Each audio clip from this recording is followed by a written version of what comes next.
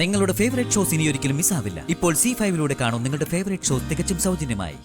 ഇനി ഇവിടെ നിൽക്കണ്ട. ഞാനിവിടെ നിൽക്കുന്നോണ്ട് അമ്മയ്ക്ക് സങ്കടം.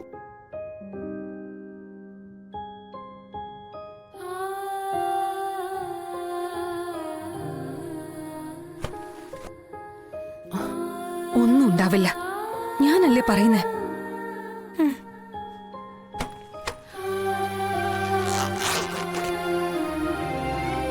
ഇനി അഥവാ അങ്ങനെ എന്തെങ്കിലും ഉണ്ടായ അതിന് പോം വഴി ഞാൻ കണ്ടോളാം. കേക്കുന്നില്ലേ നീ? ശരി. ഓർത്തിട്ട് എനിക്ക് സഹിക്കുന്നില്ല. മതി, നമുക്ക് മതിയാക്ക ഈ സംസാരം. ദുഷ്ടക്കൂട്ടങ്ങളെ കുറിച്ച് സംസാരിച്ച നമ്മുടെ തന്നെ സമാധാനം പോയി കിട്ടുന്നത്. ശരിയച്ചാ, എന്തായാലും നടന്നു.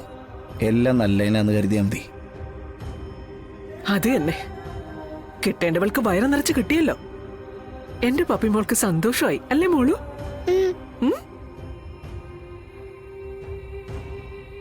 എങ്കിൽ എനിക്കൊരു ഉമ്മ എന്നേ.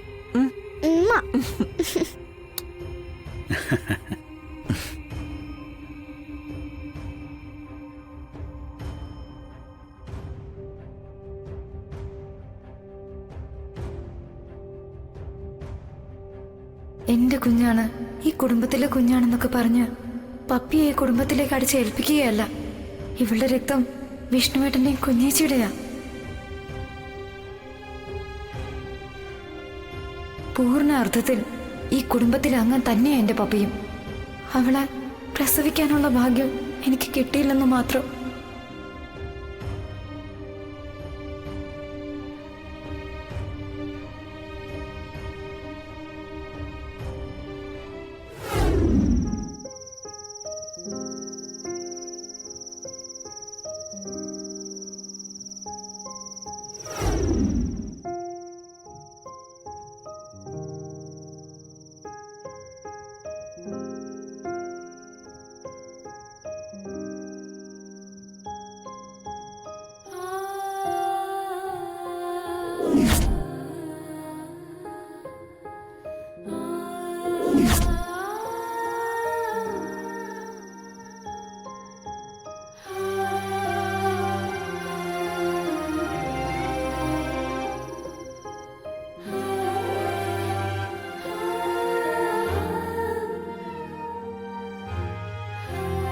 പപ്പി എന്റെ മോളല്ലെന്ന് ആരെങ്കിലും അറിഞ്ഞ എനിക്കൊരു ജീവിതമില്ല.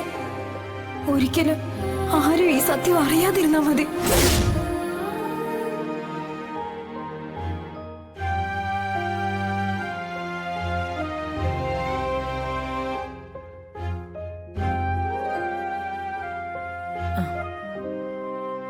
മോളെ, ഡേ കഴിക്കാൻ എടുത്തു വെച്ചു, വാ. ഇല്ലമ്മേ, എനിക്കൊരു കോള് വരാനുണ്ട്. ഓഫീസിൽ നിന്ന് മറ്റാണോ? അല്ല, നമ്മുടെ ശ്യാമയാ.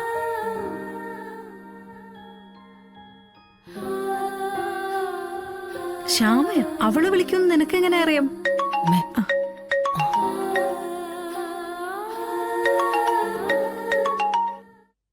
ശ്യാമേ, പറയേ. കുഞ്ഞേച്ചിയുടെ സംശയം ശരിയായിരുന്നു. അവള് വന്നു അല്ലേ?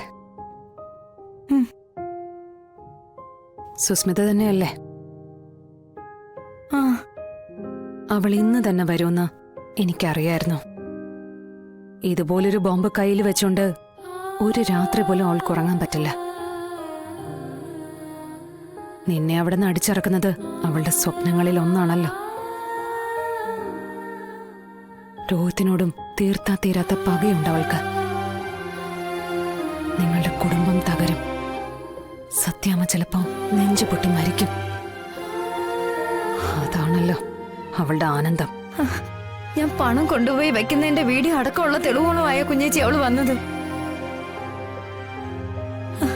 കുഞ്ഞേച്ചി പറഞ്ഞു തന്നതുപോലെയൊന്നും ഞാൻ പറഞ്ഞില്ലായിരുന്നെങ്കിൽ ഞാൻ അടിമുടി നിലംപരിശായി വീണേനെ.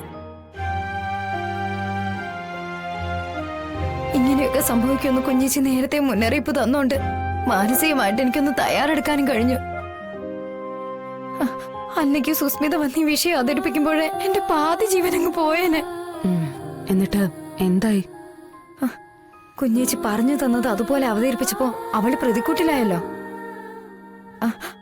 എനിക്ക് DNA ടെസ്റ്റ് നടത്തി നോക്ക്, അപ്പൊ അറിയാലോ എന്ന് ഒരു ഒളിയമ്പ് കൂടി ഇട്ടിട്ടാ അവൾ ഇവിടുന്ന് പോയത്.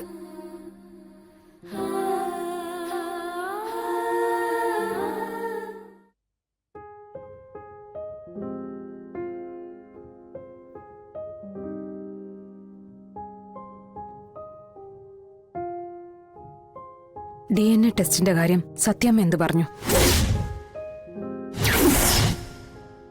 സത്യാമ്മ ഒന്നും പറഞ്ഞില്ല. അങ്ങനെ എന്തെങ്കിലും ഉണ്ടായാൽ എന്താവോന്നോർത്ത് എന്റെ കൈയും കാലും മറിക്കുക.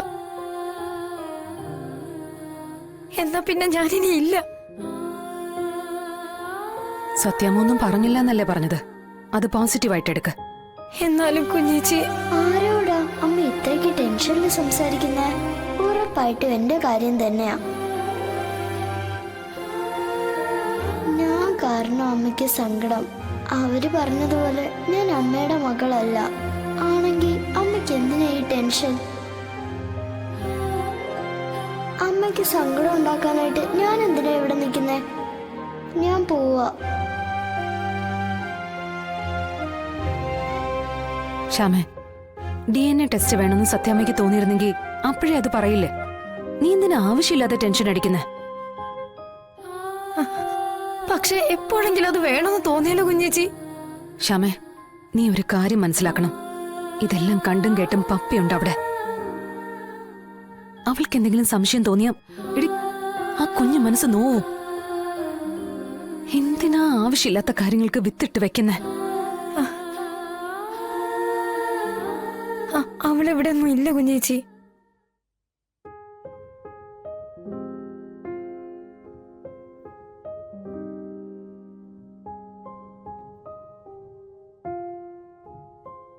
വേണ്ട, ഇനി ഇവിടെ നിക്കണ്ട.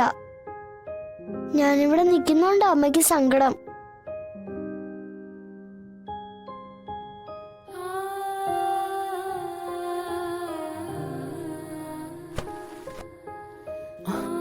ഒന്നും ഉണ്ടാവില്ല, ഞാനല്ലേ പറയുന്നേ.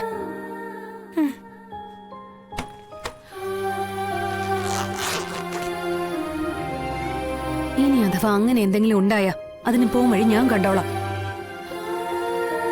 കേക്കുന്നില്ലേ നീ? ശരി.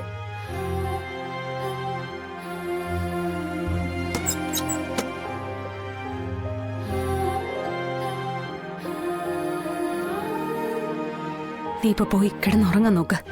വേറൊന്നും ആലോചിക്കണ്ട. ശരി കുഞ്ഞേച്ചി.